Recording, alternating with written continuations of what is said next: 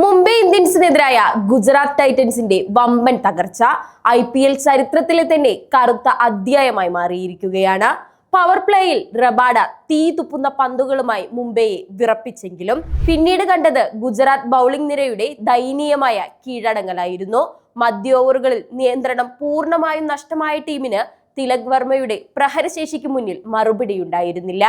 4 ഓവറിൽ 54 റൺസ് വഴങ്ങിയ പ്രസിദ്ധ് കൃഷ്ണയുടെ പ്രകടനം ടീമിന്റെ പതനം പൂർത്തിയാക്കി. മുംബൈക്കെതിരായ മത്സരത്തിൽ പാഠങ്ങളേറെയാണ്. ബൗളിംഗ് യൂണിറ്റും വരും മത്സരത്തിൽ കൂടുതൽ ശക്തമാക്കണമെന്ന് ക്യാപ്റ്റൻ ശുഭ്മാൻ ഗിൽ തുറന്നടിച്ചത് ടീമിനുള്ള ശക്തമായ മുന്നറിയിപ്പാണ്. 160 റൺസിൽ ഒതുക്കാമായിരുന്ന കളി കൈവിട്ടു പോയത് ബൗളർമാരുടെ വീഴ്ചയാണെന്ന് അദ്ദേഹം നിസ്സംശയം വ്യക്തമാക്കുന്നു. സായ് സുദർശൻ ഉൾപ്പെടെയുള്ള മുൻനിര ബാറ്റർമാർ നിഴൽ മാത്രമായപ്പോൾ 2025 ചെന്നൈയോടേറ്റ തോൽവിയേക്കാൾ വലിയൊരു ആഘാതമാണ് ഗുജറാത്തിന് ഇപ്പോൾ നേരിടേണ്ടി വന്നത്. ഈ നാണം കെട്ട പരാജയത്തിൽ നിന്ന് പാഠം ഉൾക്കൊണ്ട് ബൗളിംഗ് യൂണിറ്റിൽ മാറ്റം വരുത്തിയില്ലെങ്കിൽ ഗുജറാത്തിന്റെ ഇനിയുള്ള യാത്ര ദുഷ്കരമാകും.